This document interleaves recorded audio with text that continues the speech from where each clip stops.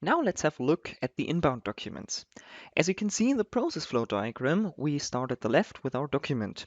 This, for example, can be an invoice you received from one of your vendors per mail. First thing we would do is to put a barcode sticker onto our invoice. With the help of the barcode, we can later identify the document. When we post the purchase invoice in D365, we will specify the barcode so the connector knows which document in DocuWare is for which purchase invoice in D365. After we put the barcode onto the document, we can scan and upload it to DocuWare.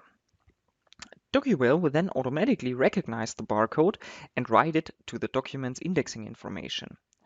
The next step would be to generate the purchase invoice in D365 and specify the corresponding barcode. After the posting process is finished, the connector will then update the indexing information on the document based on the posted purchase invoice. Okay, now I'm back in our DocuWare system, and as you can see, I already prepared an invoice. I put a sticker with a barcode on it and scanned it. If we take a look at the index entries, you can see the barcode here. Let me just copy it to the clipboard. And no other indexing information. We will change that now by simply switching to our D365 for finance and operations and post and purchase invoice.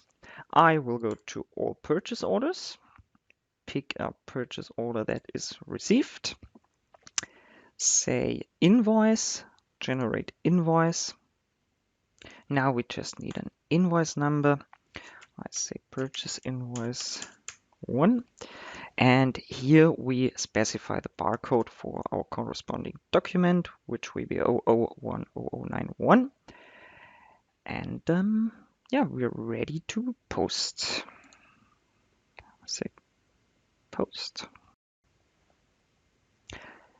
Now our invoice is posted, and if I go to DMS queries, purchase invoice, I then receive the invoice. I just upload it with all the indexing information.